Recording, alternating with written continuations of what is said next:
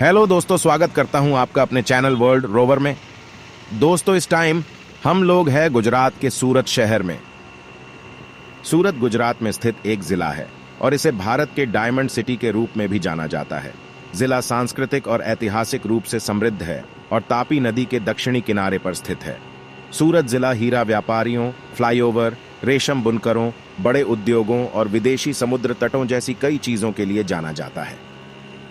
ऐतिहासिक तौर पर माना जाता है कि सूरत शहर की स्थापना 1516 में एक हिंदू ब्राह्मण गोपी ने की थी। 12वीं से 15वीं शताब्दी तक यहां मुस्लिम, पुर्तगाली, मुगल और मराठा शासक लगातार आक्रमण करते रहे। साल 1514 में पुर्तगाली यात्री द्वारते बारबोसा ने सूरत का उल्लेख एक विशेष और व्यस्त बंदरगाह के तौर पर किया था। यहाँ की स्थानीय भाषा गुजराती है, जो संस्कृत और प्राकृत भाषा से निर्मित हुई है। यह गुजरात की मुख्य भाषा है। यह 5 करोड़ 90 लाख भाषियों के साथ विश्व की 26वीं सबसे अधिक बोले जाने वाली भाषा है।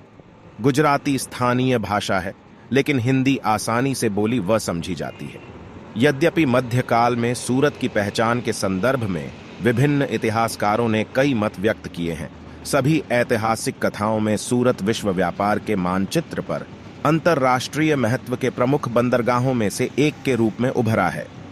1514 में अपनी गुजरात यात्रा के दौरान बारबोसा नाम के एक पुर्तगाली यात्री ने सूरत को सभी प्रकार के व्यापारिक वस्तुओं के बड़े व्यापार के शहर के रूप में वर्णित किया है। एक बहुत ही महत्वपूर्ण बंदरगाह जो राजा को एक बड़ा राजस्व देता है और मालाबार और कई अन्य बंदरगाहों से अक्सर कई जहाजों द्वारा दौरा किया जाता है।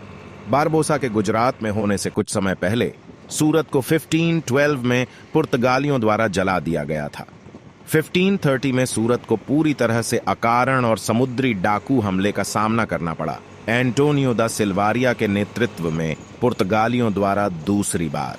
हालांकि हमलावरों का विरोध 300 घोड़ों और 10000 पैदल सैनिकों के एक गार्ड द्वारा किया गया था, लेकिन पहले आरोप में रक्षक भाग गए और शहर को ले जाकर जला दिया गया।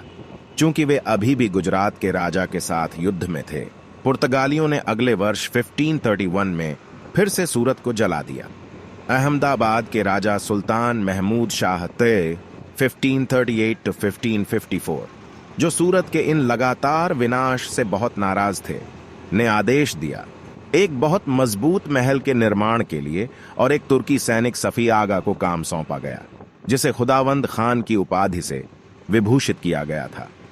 उन्हें पर्याप्त बजट प्रदान किया गया था और उन्हें एक बहुत मजबूत महल की योजना बनाने का आदेश दिया गया था। खुदावंद खान ने शुरू में महल के निर्माण के लिए 3 वैकल्पिक स्थलों का चयन किया।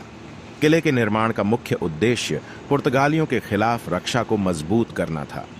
किला योजना में और पुर्तगाली शैली में एक अनियमित वर्ग पर बनाया गया था। किले की दीवार की ऊंचाई 20 गज थी और प्रत्येक कोने पर 15 मीटर चौड़ी 12.2 मीटर ऊंचाई वाला एक बड़ा गोल बुर्ज है और दीवार की मोटाई 4.1 मीटर थी। पुर्तगालियों के आक्रमण का प्रतिकार करने के लिए खुदावंद ने तोपें लगाकर पर्याप्त सुरक्षा व्यवस्था की। चूंकि राजा एक बहुत मजबूत महल का निर्माण करना चाहता था, चिनाई की घटक इकाइयों को लोहे की पट्टियों के साथ बांधा गया था और पिघले हुए शीशे को डालकर जोड़ों को भर दिया गया था। हालांकि किले के जीर्णोद्धार के दौरान, अनुसंधान के दौरान और उत्खनन और अन्वेषणों से यह पता चला है कि बहुत पहले तुगलक वंश सी 1351 to 1388 AD द्वारा सूरत में तापी नदी के तट पर एक किला बनाया गया था, जो अपेक्षाकृत वर्तमान किले से छोटा। किले को बाद में कब्जेदार की जरूरतों के अनुसार बदल दिया गया, संशोधित और विस्तारित किया गया, मुख्य रूप से सल्तनत काल, मुगलों, ब्रिटिश काल के कब्जे के दौरान और विभिन्न सरकारी कार्यालयों द्वारा आजादी के बाद। वर्ष 2015 में गुजरात सरकार ने सूरत के ऐतिहासिक किले के संरक्षण और जीर्णोद्धार की जिम्मेदारी सूरत नगर निगम को दी है। सूरत नगर निगम ने किले के संरक्षण और जीर्णोद्धार कार्य करने के लिए सावधानी पूर्वक जांच की और विभिन्न सक्षम एजेंसियों को नियुक्त किया। सूरत आबादी के मामले में भारत का 8वां सबसे बड़ा शहर है और गैर राजधानी शहरों में सबसे बड़ा है।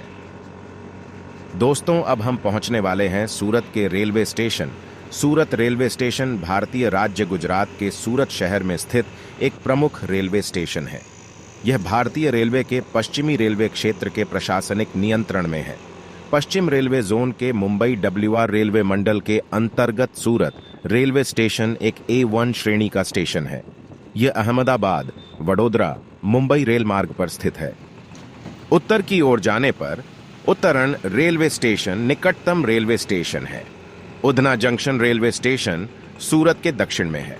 2016 की शुरुआत में भारतीय रेलवे खानपान और पर्यटन निगम ने स्वच्छता के आधार पर इसे भारत के सबसे बड़े स्टेशन की सुविधा को सबसे अच्छा मूल्यांकन दिया था। सूरत का रेलवे स्टेशन जमीन से पहली मंजिल पर स्थित है। अब हम जा रहे हैं सूरत से कानपुर। सूरत स्टेशन से हम पकड़ेंगे अवध एक्सप्रेस, जिसका गाड़ी नंबर है 19037 है। सूरत से कानपुर पहुंचने में लगभग 33 घंटे 25 मिनट का समय लगता है। ट्रेन 19037 अवध एक्सप्रेस सूरत से 2 hours 10 minutes and 0 seconds बजे निकलती है और 1 hour 35 minutes and 0 seconds बजे कानपुर पहुंचती है। अवध एक्सप्रेस की टिकट की कीमत 550 रुपये है। यह ट्रेन मॉन, ट्यूज, वेड, थर, फ्राई, सैट, सन को चलती है। दोस्तों, आज का व्लॉग यहीं पर खत्म करते हैं। बाकी का नेक्स्ट व्लॉग में देखेंगे।